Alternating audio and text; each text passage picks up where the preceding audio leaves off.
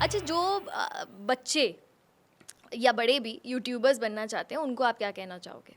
क्या कहना चाहूँगा, किस वे में, क्या क्या ही बोलूँ मैं। मतलब आप एक सक्सेसफुल हाँ, यूट्यूबर हो। मैं बस यही बोलूँगा, सोचो मत कि बनना है। आई थिंक बहुत लोग अभी ना बनते नहीं है या करते इसलिए नहीं है क्योंकि बहुत कंपटीशन है। सबको ऐसा लगता है कि अरे इसमें तो इतने लोग हैं, अरे ये फील्ड में तो इतने लोग हैं, ये जॉनर में इतने हैं। बट आई थिंक वो और बढ़ने वाले हैं। कंटेंट में तो बहुत ज़्यादा बढ़ने वाले लोग। एंड अगर शुरू करना है तो आई थिंक शॉर्ट फॉर्म से शुरू करो, ओके। रील से करो, शॉर्ट्स से करो, यूट्यूब शॉर्ट से।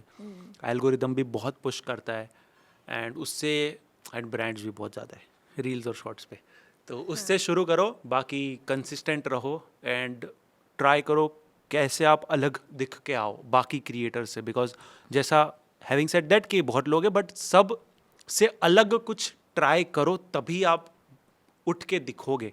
या तो इतना हाई क्वालिटी दे दो कुछ, या इतना हाई प्रोडक्शन में दे दो कुछ। बिकॉज अब वो, मैं बोल रहा हूँ ऑनेस्टली, वो ज़माना गया जब लोग बोलते थे कि आपके पास जो है आप वो यूज़ करो, आपके पास फ़ोन है तो आप फ़ोन से रिकॉर्ड करो।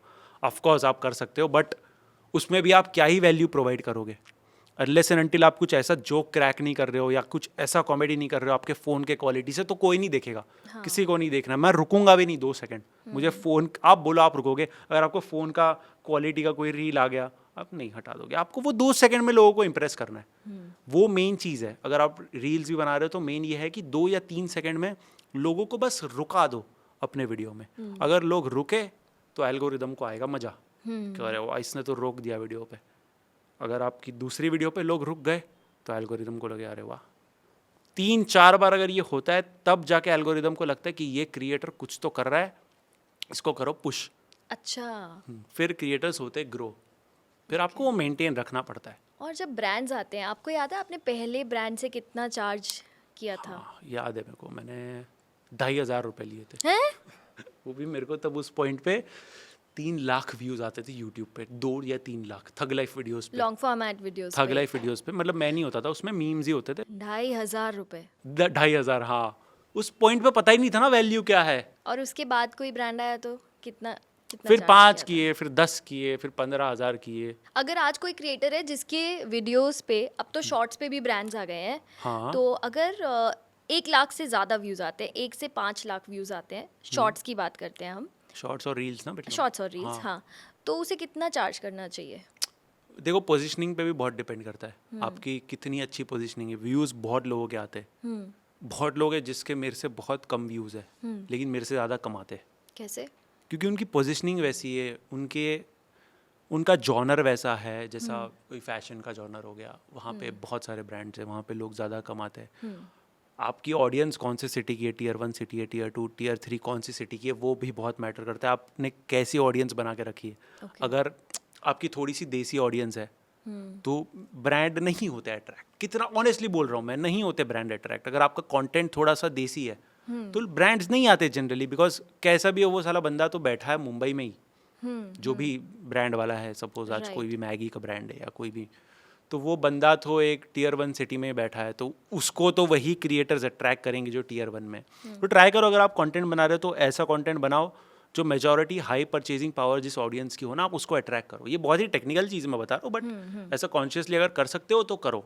नहीं, I am sure this will help because बहुत सारे ऐसे भी क्रिएटर हैं जिसके मेरे से बहुत ज़्यादा व्यूज़ है लेकिन उनके पास ब्रांड नहीं होते। एंड बहुत ऐसे हैं जिनके मेरे से कम व्यूज़ है लेकिन मेरे से बहुत ज़्यादा ब्रांड्स है। हाँ, तो वो everything depends on your audience and आप कितना, समझ रहे हो ना, आप कितना रिच कंटेंट बना रहे हो। फिर भी अगर एक एक फिगर के लिए अगर मैं आपसे अच्छा, फिगर आप पूछूं, पूछ रहे हो? हाँ, 1 से 5 लाख, समझो आपका अच्छी ऑडियंस है, Tier 1 सिटी की है, तो 1 से 5 लाख व्यूज़ अगर आपके कंसिस्टेंट आ रहे हैं वो इंपॉर्टेंट है। ऐसा नहीं होना चाहिए कि आपके हाँ, एक रील पे 1.5 लाख व्यूज़ आ रहे हैं, एक रील आपकी जा रही है 12,000। नहीं, वो कंसिस्टेंसी दिखना चाहिए आपके प्रोफाइल में।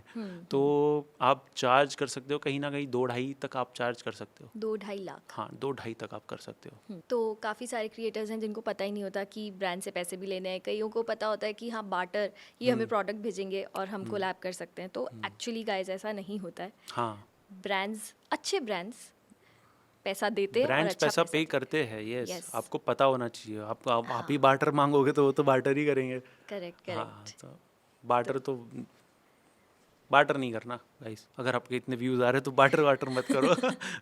इनिशियली तो कर सकते हैं। इनिशियली तो करना ही पड़ता है, इनिशियली तो करना ही पड़ता है दिखाने के लिए। अगर आप बार्टर भी कर रहे हो तो ऐसा काम करो ना, आपको अगर ब्रांड एक प्रोडक्ट भेज रहा है ना, ऐसा काम करके तो आपको ब्रांड ने 1 लाख दिए, तब जाके फिर बाकी ब्रांड्स आपके पास आएंगे। अगर ब्रांड आप ही ब्रांड को खींचता है। हाँ, अगर आप उस ब्रांड को इतना वैल्यू प्रोवाइड कर रहे हो, आप इतनी अच्छी क्वालिटी में आपने वीडियो बना के दी, इतने अच्छे तरीके से प्रमोट कर दिया, तो आपके पास एक एग्जाम्पल है कि मैं देखो भाई ऐसे प्रमोट कर सकता हूँ। आपने जिसको 5 लाख दिए वो भी ऐसे नहीं करेगा इतनी मेहनत करके। सही बात है। हाँ, तो अगर आप ऐसा करके दोगे तो फिर वो आपकी जर्नी शुरू होगी। वरना आप ऐसा सोचोगे कि नहीं यार जितना दिया है उतने में ही करूँगा, तो नहीं, हमेशा थोड़ा सा एक्स्ट्रा करके दो ब्रांड।